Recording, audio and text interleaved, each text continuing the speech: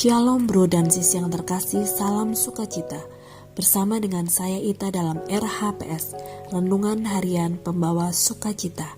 Hari ini Rabu 30 November 2022, di mana gereja juga merayakan pesta Santo Andreas Rasul.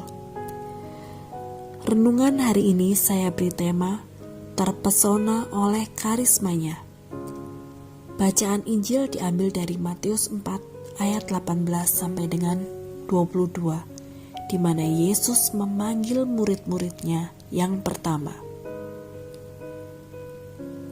Ayat yang berkesan bagi saya adalah ayat yang ke-19.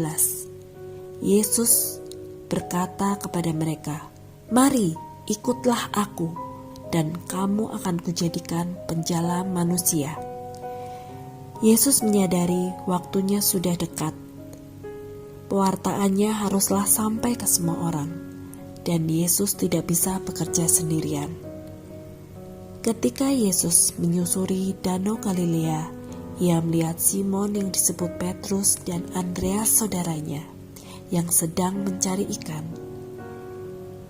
Kemudian Yesus berkata kepada mereka, "Mari, ikutlah aku, kamu akan kujadikan penjala manusia." Lalu mereka pun meninggalkan jalannya dan mengikuti Yesus. Bro dan sis yang terkasih, bagi saya cerita ini sungguh menarik, di mana dua bersaudara ini berani meninggalkan segalanya dan memilih mengikuti Yesus tanpa banyak bertanya-tanya lagi. Mau kemana, mau apa, nanti bagaimana, dan lain sebagainya. Reaksi mereka langsung gerak cepat, berdiri dan mengikuti Yesus, meninggalkan segalanya, baik itu keluarganya, pekerjaannya, tanpa berdiskusi lagi, dan langsung begitu saja.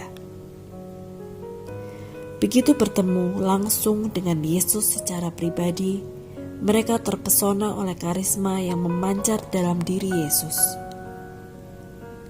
Pada saat Yesus memanggil murid-muridnya, Ia memilih orang-orang yang biasa saja, seperti Andreas dan Petrus. Orang-orang yang sederhana, nelayan, tidak memiliki kekayaan berlebih, tidak memiliki status, latar belakang pendidikan, apalagi status sosial. Yesus lebih memilih hati mereka. Tidak peduli latar belakang dan masa lalunya, melainkan nantinya mau menjadi apa mereka di bawah pengarahan dan bimbingan Yesus. Bro dan sis yang terkasih, kisah tentang Yesus memanggil murid-muridnya ini merupakan refleksi yang mendalam bagi saya secara pribadi, khususnya dalam hal panggilan. Dulu, sewaktu saya masih SD, sewaktu ujian, jujur saya pernah kecewa terhadap almarhum mama saya. Kok bisa ya, anaknya lagi ujian malah pergi pelayanan?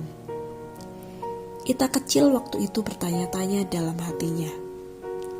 Dan saat ini, setelah dewasa dan merasakan sendiri kasih dan cinta Tuhan secara pribadi, terpesona oleh karisma dan kuasa Tuhan yang luar biasa. Ternyata baru terjawab. Ternyata seperti ini ya, kalau Tuhan sudah memanggil dan memberi tugas. Panggilan ya harus dilakukan. Panggilan itu ternyata menulang.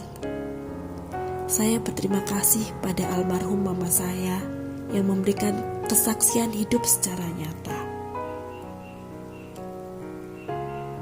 Satu hal yang saya pegang, jika mulut saya mengaku bahwa Yesus adalah Tuhan dan Juru Selamat, percaya dengan sepenuh hati, maka saya tidak akan dipermalukan. Dan itu adalah janji Tuhan yang saya pegang teguh, karena Tuhan yang memanggil adalah adil dan setia. Bro dan sis yang terkasih, apakah kita sudah benar-benar menanggapi panggilan Yesus yang memanggil kita untuk lepas bebas dalam mewartakan kabar sukacita, terlepas apapun profesi kita. Marilah kita berdoa di dalam nama Bapa, Putra, dan Roh Kudus. Amin. Tuhan Yesus, di masa Advent ini, perbaharuilah hati kami, sehingga kami yang terpesona oleh karisma-Mu, Kau layakan kami menjadi murid-murid-Mu yang lepas bebas dalam tugas perutusan kami masing-masing. Kami mau percayakan hidup kami dalam tangan-Mu, karena Engkau adalah setia dan menyertai kami senantiasa. Jadikan kami menjadi saksi-Mu dimanapun kami berada. Kemuliaan kepada Bapa, Putra, dan Roh Kudus, seperti pada permulaan, sekarang, selalu, dan sepanjang segala abad. Amin. Demi nama Bapa, Putra, dan Roh Kudus. Amin. Salam sukacita, berkah dalam.